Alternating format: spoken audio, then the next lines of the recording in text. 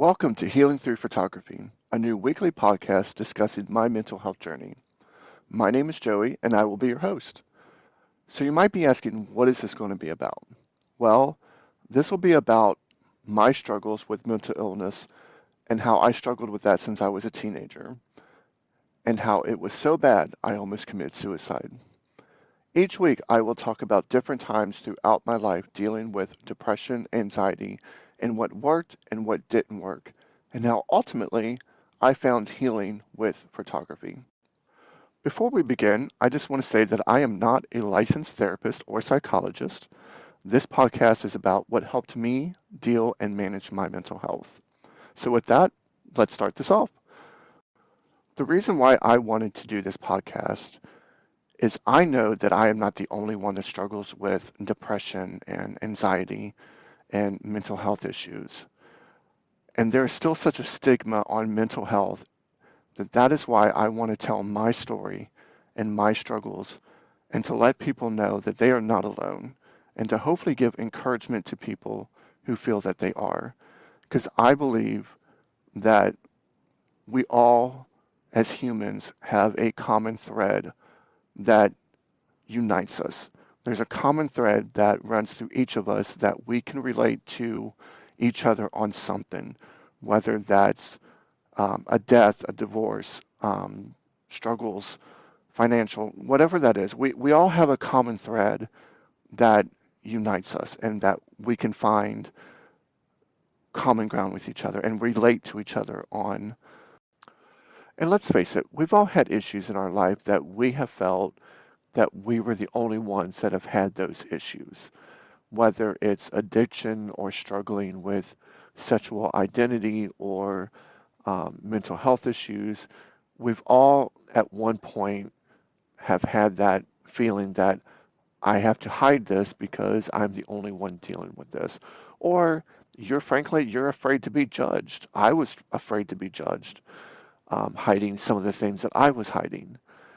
And so, with that, as I was preparing for this podcast, I was kind of reliving some of my childhood and some of my childhood trauma. And I had a pretty good childhood. I had a loving mother that worked her butt off to keep a roof over our head and food in our stomach. And, my parents divorced when I was 10, and my dad wasn't really in my life that much after my parents divorced. Um, and even though I was ruthlessly bullied from the time I was in elementary school to the time I graduated high school, I mean, my nickname was Tinkerbell, or my personal favorite, Faggot. um, I just remember being in school and didn't want any attention. I didn't want to be called on. I would sit in the back corner. I wanted no attention because as soon as attention was brought on to me, then that's when the teasing and the bullying and the name calling and all that would start. And I just used to hate it. And even with all that, and even with being molested by a family member from the time I was around 6 till the time I was about 11, um, going through all that trauma. And let me go back to the being molested part, because this is something I had struggled with for years. And I didn't quite understand why I felt this way. But I never felt what I did or what was happening to me was wrong. And I never quite understood why I didn't have more anger towards the person that did what they did. And I don't know if it's because of the way they groomed me into thinking that it was okay or what, but I've never had an outright anger towards this person. It took me a long time to forgive this person, and forgiveness was for me so that I could move on with my life. But I never understood, and I have talked to therapists, I have talked to friends, I never quite understood why I didn't have as much anger towards that person as I rightfully had. And that's something I still, in a way, still struggle with. And but not as bad. It doesn't consume me. It doesn't affect me anymore. It doesn't affect my mental health. I felt like I should have more anger because I have talked to people throughout the years that have went through being raped and molested by family members, and it's you can just see the anger and the hurt, and I just don't know why. I always struggled with that. I never quite understood why I didn't have more anger. Started around age of 22, I noticed that I would just have these bad mood swings. And when I say mood swings, it's like a person turning a light switch on or off. I could be having the greatest day or the greatest time in my life, and then in an instant, a flip of a switch, my mood would change to I would I would get quiet, I would get reserved, I would if I was at a party or at friends or family's house, I would find a way to sneak out and go home. And my moods just, it was just like a light switch. And then it would be like that. Sometimes I would stay in that mood for a couple hours. Sometimes it would be a day, or sometimes it ended up being a week. And I could not shake this mood. I was feeling depressed. I was feeling alone. I was feeling like the world is against me. I felt like just, and at this time too, at the age of 22, I was keeping a pretty big secret about my sexual identity. I struggled with the notion that I could possibly be gay. And this was back in the 80s, early 90s, and I was raised in a rural county in Kentucky. My mom was Southern Baptist. My dad was a Pentecostal preacher. I struggled. I did not want to be gay. I would pray every night, God, do not make me gay. God, forgive me for being gay. Forgive me for having a gay thought today. Forgive me for acting gay. I would be at church on Wednesday nights, Sunday mornings, Sunday nights, every time there was an activity. I would read my Bible every day. I would pray every day. I would do everything I possibly could think of from the time I was a teenager to my early 20s to not be gay. God, change me. Please change me. That was my nightly prayer. That was a prayer that I said every night before bed. God, change me. Do not make me gay. Please do not. I cannot be gay.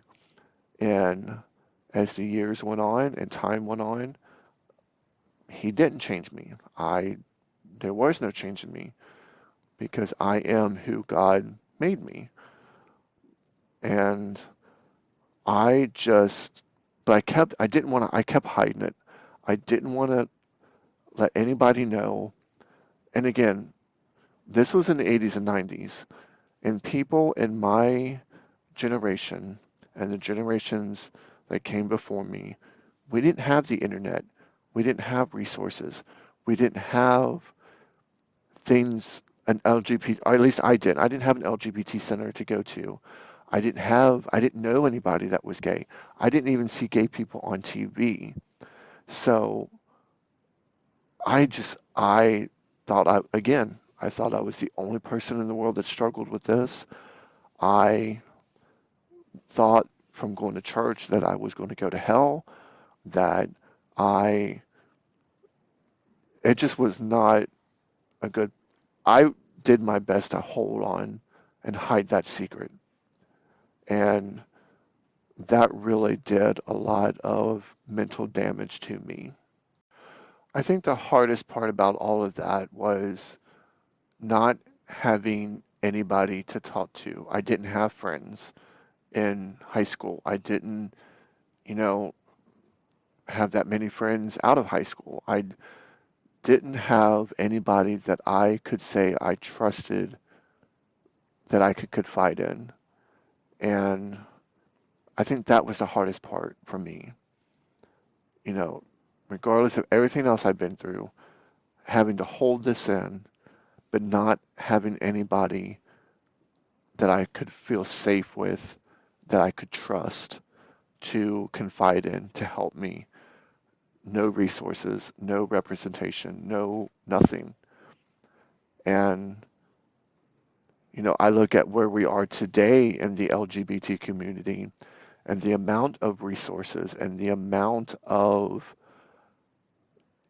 places that you can go and the amount of representation you see through social media, through movies, through TV. I would have loved to have had that.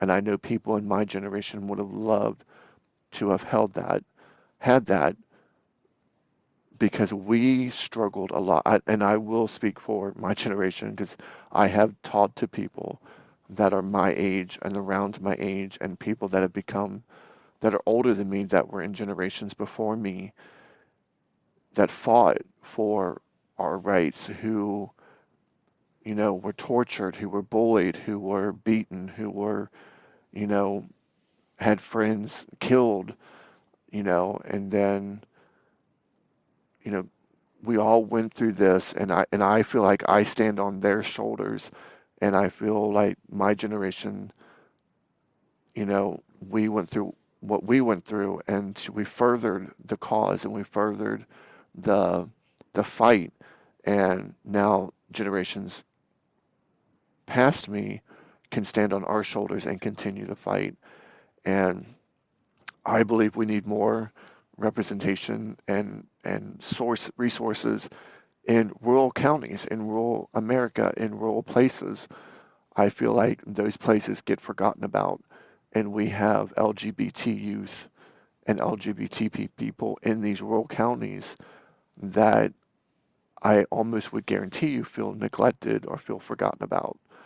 And then they go to these bigger cities or these bigger towns, and it's just, they could feel lost. They could feel not know what to do, not where to go.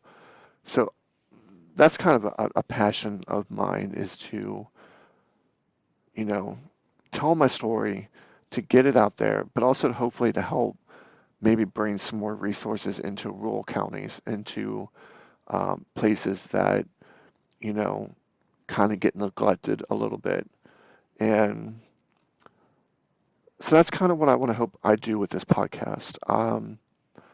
I want to share my story, share my experiences, share my victories, share, what has helped me, talk about photography, talk about um, just pretty much anything and everything. I will not talk about political stuff on here too much. I don't want this to turn into a political podcast. My focus and my heart and my passion is helping those that struggle with mental illness, because too many people, and especially too many people in the LGBT community, are dying from mental health issues, from mental illness. And we have such a stigma on that. And I get upset when I see people joke about it, or I see people joke about suicide or mental health issues or this or that, or call people crazy. And it's like, people are going through real issues. People are suffering. People are hurting.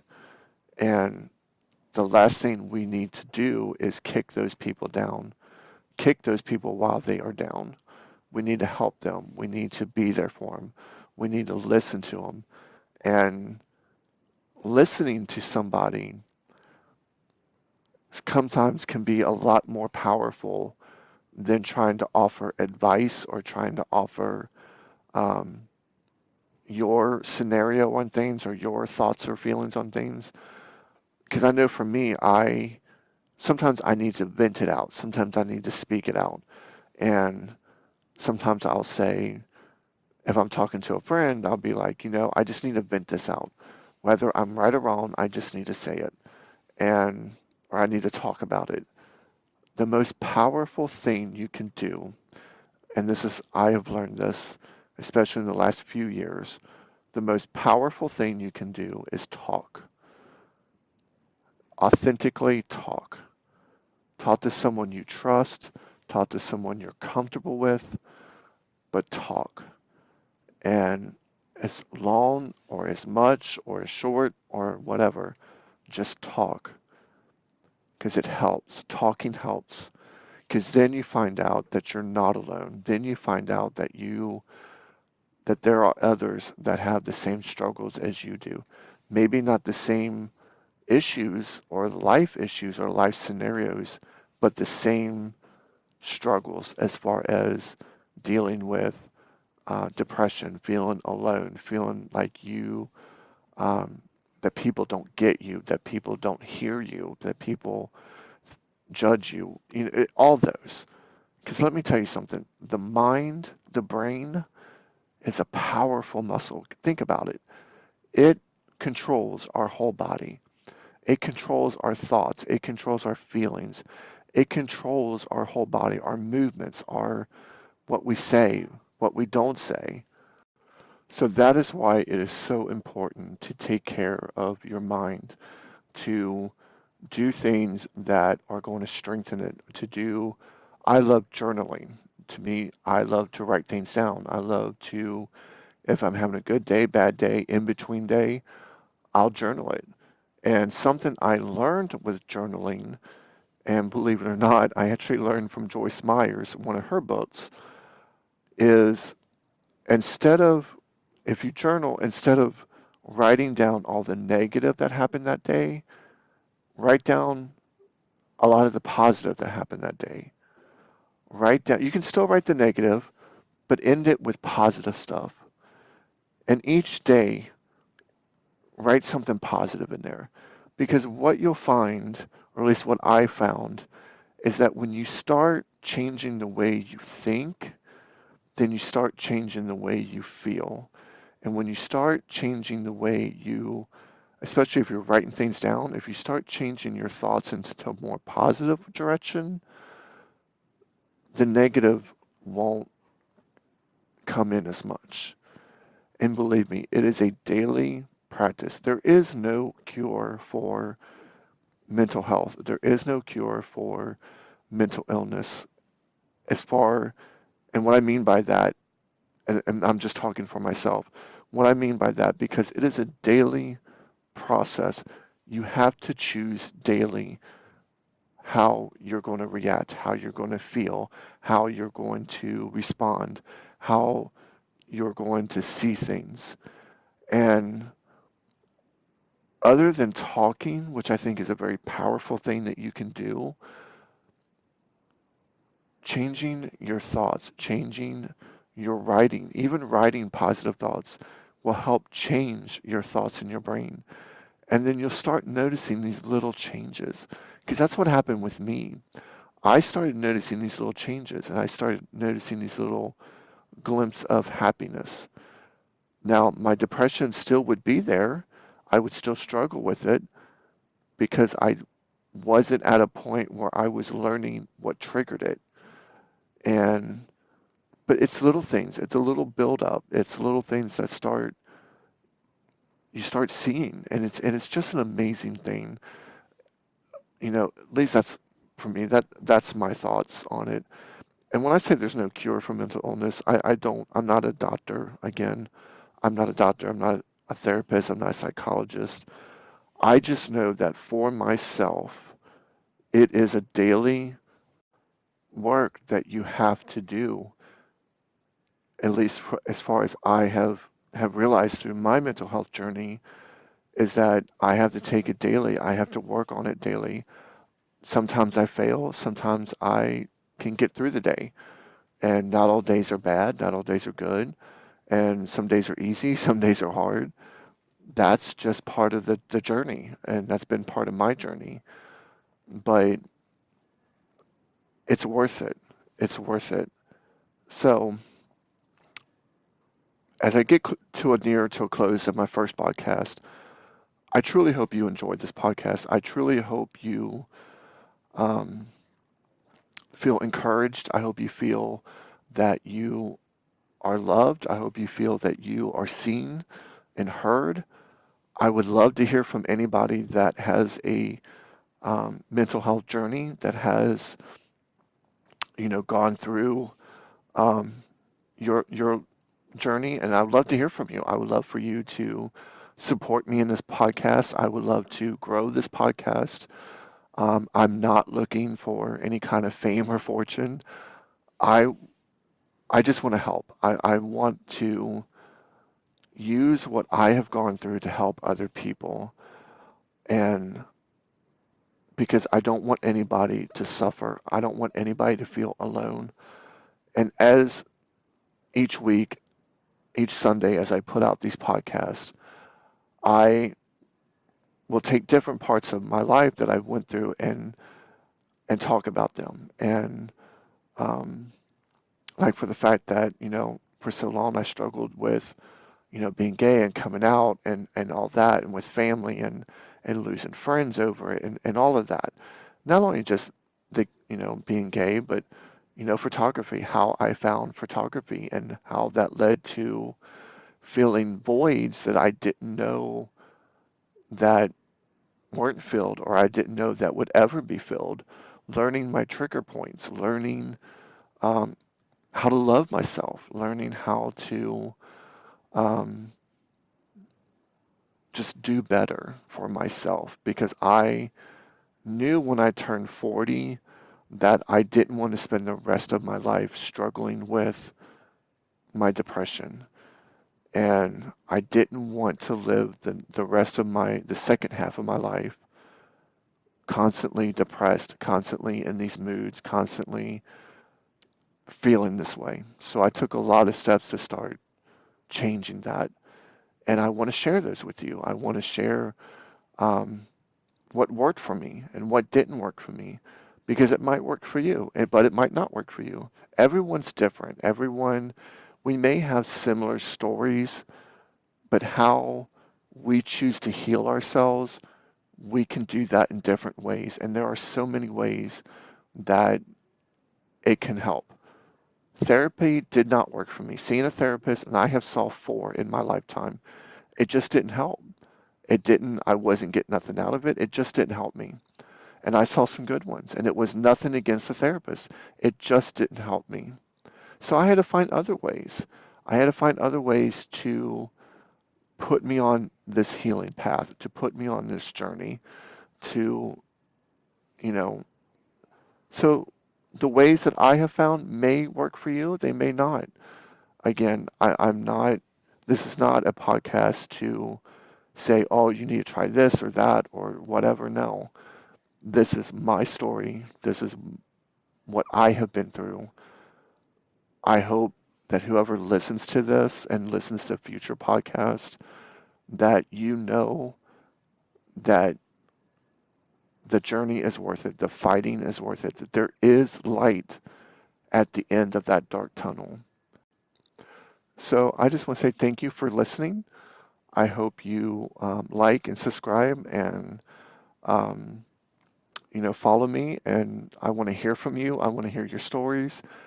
If you want to talk about it, come on the podcast with me and talk about your journey and what worked for you or what didn't. Or if you just need to talk, let's talk. Um, my passion is to help people that are struggling with mental health. You do not have to be part of the LGBTQ community. I want to hear from everybody. Like I said at the beginning of this podcast, there's a common thread that unites us all, that all of us can relate to each other on certain levels. And if you're needing someone to talk to, if you are feeling any sort of feelings of suicide or anything like that, please dial 988. That is the suicide hotline. That's the suicide line. Please dial. There are people there that will help you, that will talk to you, that will listen. Please reach out. Please talk. talk to whoever will listen, because you are worth fighting for. You are worth everything. I promise you, there is a light at the end of that dark tunnel. Keep fighting. You are loved. I hear you. I see you. Thank you so much, everybody, for allowing me to come into wherever you're listening this from and give you a little bit of my story today, a little bit of about me, and I hope you have the best week ever. Thank you for listening, and I will see you next Sunday.